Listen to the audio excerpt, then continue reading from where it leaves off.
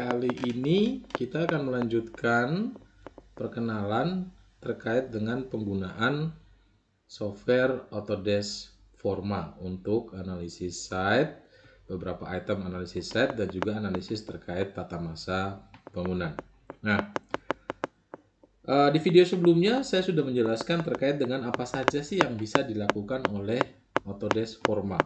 Nah, di video kali ini kita akan coba untuk melakukan beberapa analisis yang bisa dilakukan oleh Autodesk Forma. Nah, sebelum masuk ke analisis, kita harus menentukan dulu site kita itu batasannya mana. Nah, untuk itu kita ke toolbar yang di atas, teman-teman, kayak yang di sini. Di sini dia ada site limit, zone, atau constraint juga. Nah, kita akan ke site limit dulu ya. Kita klik set limit, kemudian di sini pilihannya bisa freeform, teman-teman bisa rectangle, bundar, circle, atau bisa trace existing shape. Cuma saya tidak terlalu merekomendasikan yang trace existing shape ya, karena ternyata saya coba tidak mudah ya, tidak mudah. Nah, kali ini kita akan pakai yang freeform dulu saja. Nah, kita zoom in. Saya kepengen area ini menjadi, anggaplah ini adalah site saya gitu ya. Kita klik dulu di sini, kemudian kita tarik, misalnya ini ke sini ya. Oke. Kemudian kita tarik lagi ke sini. Ini dia bisa langsung otomatis membuat siku-siku ya. Kita klik, kemudian kita ngikuti ini. Anggaplah ini agak miring seperti ini ya. Oke. Nah, kalau sudah, kita tinggal escape. Pencet escape, dia akan keluar. Nah, kita sudah punya site. Nah, ini site kita ya. Anggaplah ini adalah site yang mau kita olah. Oke. Nah, ini site yang mau saya olah. Kemudian misalnya kita mau analisis site dulu kosongan. Belum ada building, belum ada tanaman yang mau kita pasang gitu ya. Itu bisa ya. Bisa, teman-teman bisa kemudian langsung ke sini ya, plug pakai software tools yang bisa dia gunakan. Tapi di sini ketika analisis site pun, ketika kita sudah selesai membuat site, dia di sini bisa langsung menunjukkan ya. Nah, misalnya ini kita klik site-nya, dia langsung bisa keluar. Site areanya adalah 8.219 meter persegi. Ya, ini site kita luasannya segini, dia langsung hitung ya. Nah, kemudian saya mau coba analisis tapi sudah ada buildingnya ya, sudah ada buildingnya ya. Saya nggak mau analisis kosongan dulu ya. Saya mau coba membuat building ya. Kita ke sini. Nah, di sini ada pilihan. Teman-teman mau model line building. Line building itu artinya teman-teman tinggal klik, tarik, seret, langsung jadi begitu ya. Jadi misalnya saya coba ya, saya tunjukkan. Misalnya kita klik, seret. Nah, kita tarik, ini langsung jadi gini ya. Panjangnya mau berapa, teman-teman bisa ketik pakai di keyboard ya. Panjangnya mau berapa? Misalnya di sini saya mau kasih panjang 60 meter, kemudian saya enter. Kemudian saya di sini teman-teman bisa, kalau sudah enter ini dia akan ngunci di angka 60 ya. Teman-teman tinggal orientasinya mau kayak gimana. Misalnya saya mau orientasinya agak miring begini. Kemudian saya mau narik lagi ke sini building. Ini mau berapa meter juga? 60 misalnya. Kemudian kita mau buat dia kemiringannya berapa derajat ya. Misalnya di sini oke lah 315, kita enter. Kemudian kita klik sekali lagi. Nah, kalau sudah misalnya buildingnya gini aja deh. Kalau sudah kita escape ya, kita klik escape, dia akan muncul. Nah, ini sudah jadi ya, building kita sudah jadi di sini.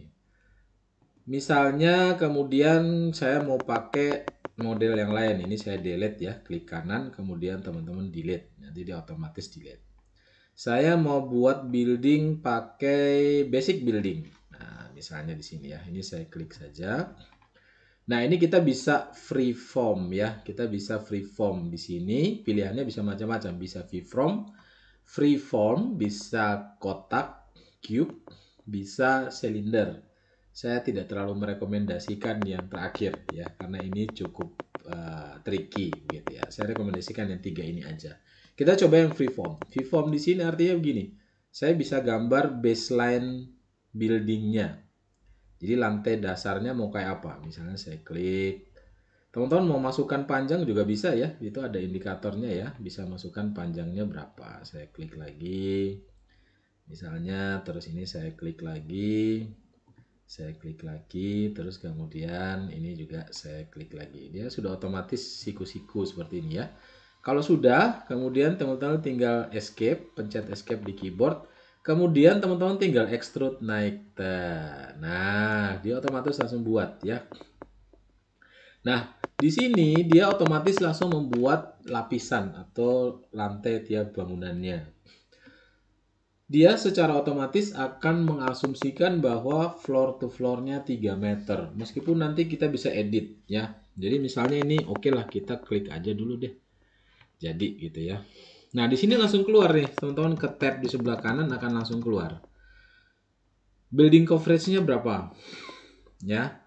Building coverage itu artinya KDB-nya berapa? KDB-nya di sini adalah 2746 meter persegi atau luas lantai dasarnya sekian.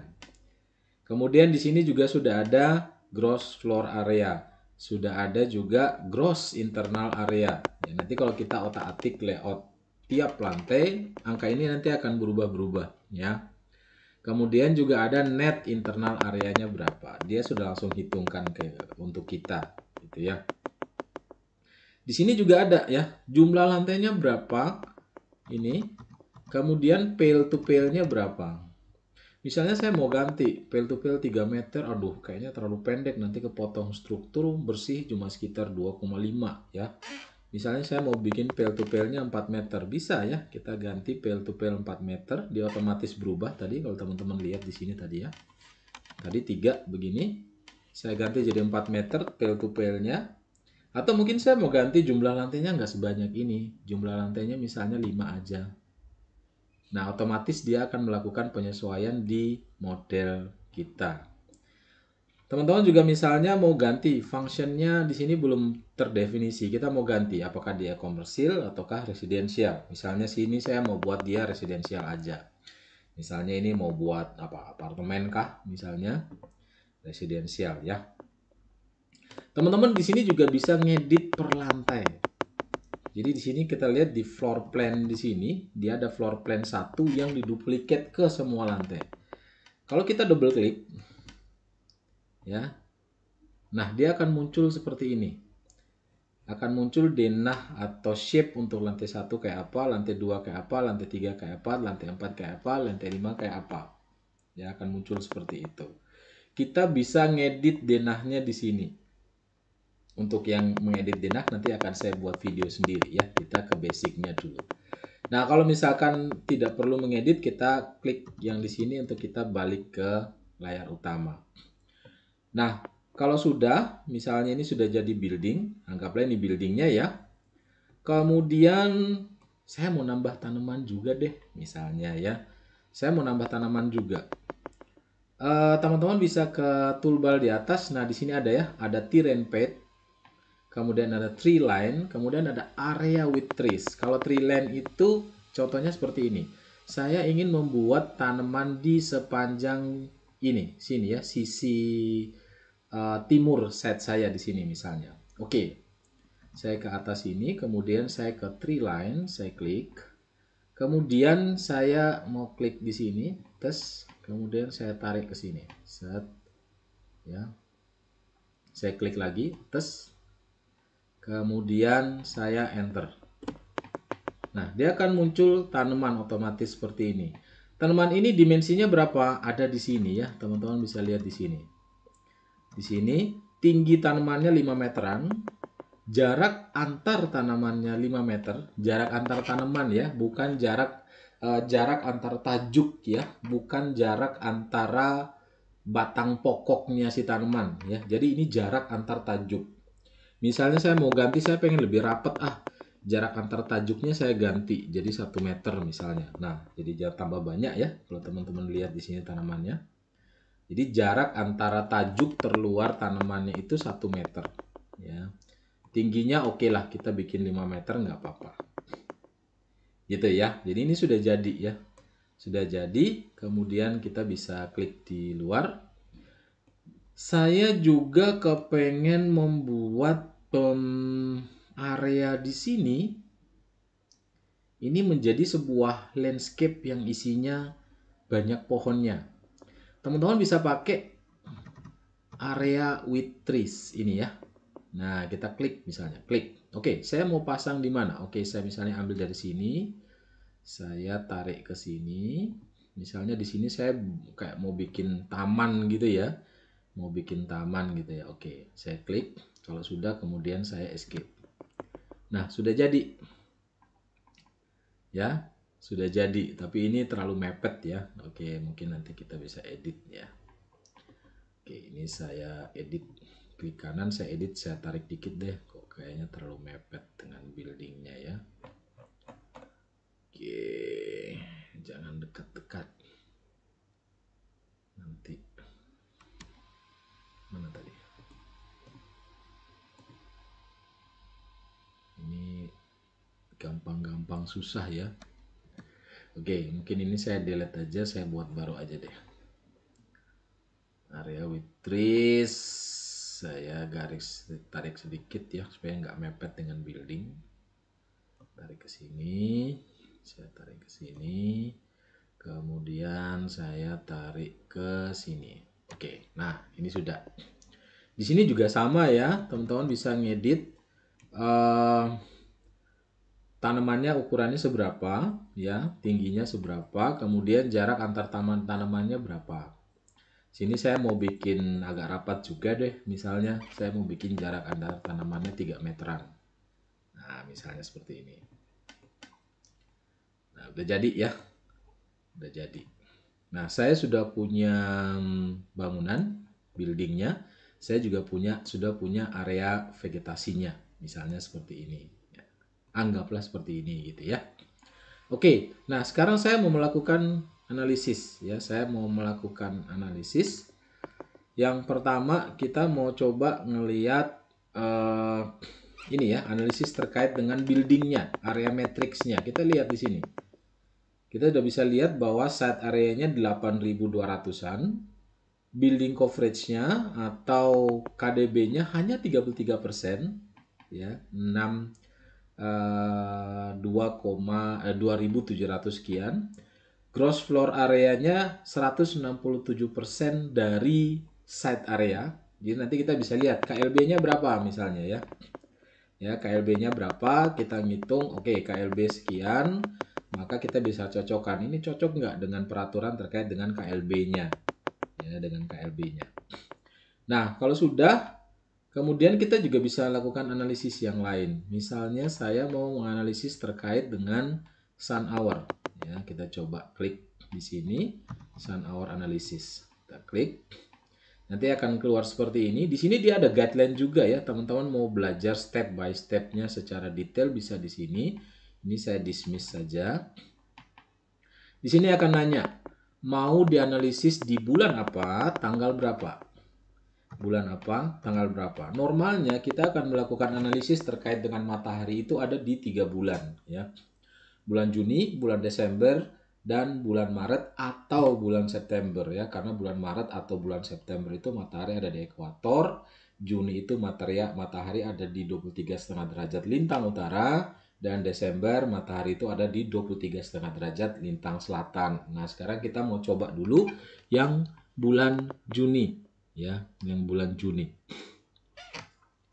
Teman-teman juga bisa nambah ya, ini ya, bisa nambah analisis date-nya sekalian. Misalnya kita mau langsung aja deh, juga dengan bulan Desember, sama tanggal 21. Dan kita nambah salah satu bulan misalnya Maret.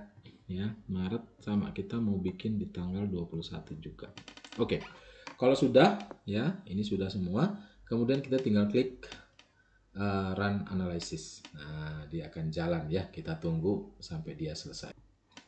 Oke, hasilnya sudah keluar ya, cepat ya. Hasilnya cepat sebenarnya. Tingkat kecepatan analisisnya bergantung dari spek komputer teman-teman dan juga bergantung dari koneksi internetnya teman-teman.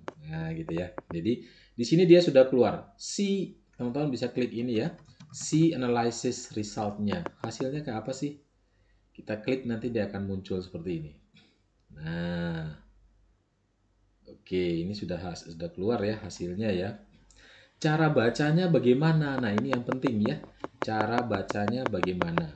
Di sini kita mau melihat khusus yang tanggal 21 Juni. Berarti matahari berada di garis balik 23,5 derajat lintang utara atau sementara di summer solstice gitu ya. Nah, di summer solstice ini kita bisa lihat bahwa 81% ground receive direct sun for at least 3 jam. Jadi di tanggal itu ground side kita itu 80%-nya itu bisa dapat cahaya matahari 81% ya. Kemudian fasad ya mendapatkan direct sun matahari langsung, sinar matahari langsung itu ada 66%. Kemudian roof ada 100% ya. Jadi 100% luasan roof ini kena matahari selama 3 jam ya, sinar matahari langsung ya, sinar matahari langsung yang kita concern di sini ya. Nah, karena kita di iklim tropis ya teman-teman bisa lihat ya, yang selatan cenderung gelap, artinya sedikit. Di tanggal 21 Juni, fasad sisi selatan ini sedikit sekali menerima sinar matahari langsung, bahkan mungkin nggak ada, karena kalau kita lihat di sini legendanya di bawah sini ini di bawah 1 ya, di bawah 1 jam ya, wajar ya karena ini fasad sisi selatan sedangkan mataharinya ada di garis balik lintang utara sehingga tidak kena sinar matahari langsung ya. Nah, oke gitu ya. Nah, karena kita di tropis, salah satu strategi desain kita itu adalah semakin sedikit sinar matahari langsung yang mengenai permukaan site atau permukaan building kita, permukaan fasad dan roof kita, itu semakin baik. Ya, karena yang kita butuhkan adalah visible daylight-nya atau sinar matahari yang terlihat mata. Tapi kita tidak terlalu membutuhkan tambahan thermal, panas dari matahari. Jangan lupa ya, matahari itu datang dalam dua bentuk ya. Dan sampai ke permukaan bumi itu dalam dua bentuk ya. Satu, sinar matahari yang bisa dilihat mata, yang kedua panas.